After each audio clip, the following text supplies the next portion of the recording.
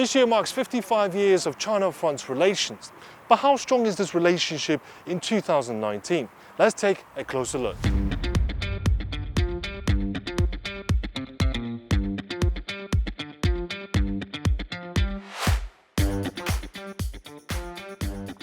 French entrepreneurs like Simon Verissel are key to the ongoing innovation drive between the two countries. Simon heads an entrepreneurial PR firm in Beijing that focuses on helping startups to succeed in China. So what's it like for French entrepreneurs to work in China? It's important that we are a cross-cultural team because we help companies that don't necessarily understand China to understand China, and then we help them to communicate in China. So it kind of goes both ways. So this experience, what have you learned in the last 16 years of living in China, and in terms of providing your expertise, what kind of advice do you give? I've learned that foreign companies really need to adapt when they come to China. They have to come to China with a plan, but also with a plan to help China. So how big a part do you think this kind of startup is to that relationship, this innovation drive between the two countries? So it's extremely important. It's more important for France than it is for China. But China is looking for technologies that France has, for example. Technologically, the two countries, France and China, have very similar bases because the education is very similar in France and in China. Lots of engineers. So we're very good in France, and China is very good at something that's called the deep tech, which is basically algorithms. Anything that is based on an algorithm, France is good at, China is good at. Not only that, Simon also mentors up-and-coming French entrepreneurs in China through the French Tech Hub. And we put 20 French talents in artificial intelligence with 20 Chinese talents in artificial intelligence together at two conferences, one in China, one in France. And those are programs that are supported by the government on both sides. It's super important to have these programs because France has a very small market, very good technology, very small market. It's not very good at selling its technology. China has a massive market and need for technology.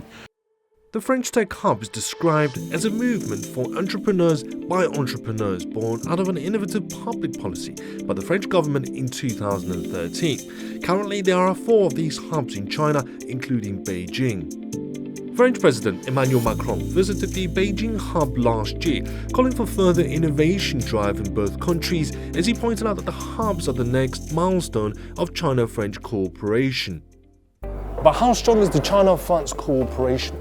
Could their relationship be tested this year, especially given China's current dynamics with the European Union?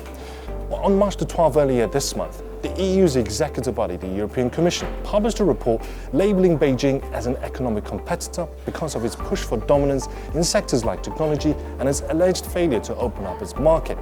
But what do French entrepreneurs plying their trade in China think about all of this? Next to Simon, Alex is another French entrepreneur plying his trade in China. He runs his own consultancy firm that helps a French real estate company in China and a Chinese healthcare company venturing out overseas in countries like France. So from what you've seen since 2015, do you think regulations are becoming more friendly to foreign businesses, for example? I would say from the outside it's the image that China gives. It's closing up. And from the inside, we can see that there are definitely new regulations and limitations being put in place. Especially in healthcare, if you have innovative products, drugs, services, you might want to come to China because it's booming.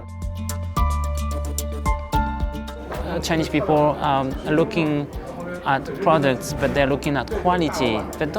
They're ready to invest the price. They're really interested in knowing, why. They know that if they buy that glass 2 yuan and there is a similar product costing 10 yuan, they will look at why before they will go for the cheapest because they didn't have the money. But now they have more comfortable income, wages are increasing, so they look at quality. You can see changes in the habits. People want quality. Like this place here, 10 years ago you wouldn't have seen it. Now people come here to have tea. There's really a change in the habits, and it's not stopping. It's going up, still going up.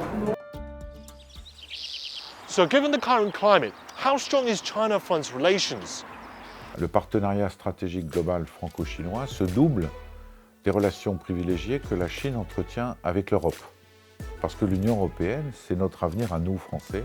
Le premier investisseur en Chine, ce n'est pas les États-Unis, c'est l'Union européenne. Mais aussi pour faire face à ce qu'on appelle les enjeux globaux.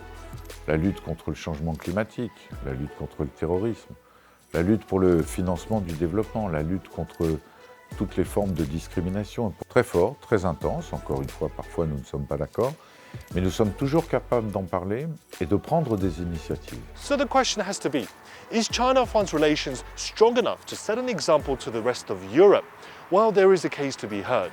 For Europe, perhaps France is showing that it is possible to balance its commercial and security interests with economic cooperation and engagement with Beijing.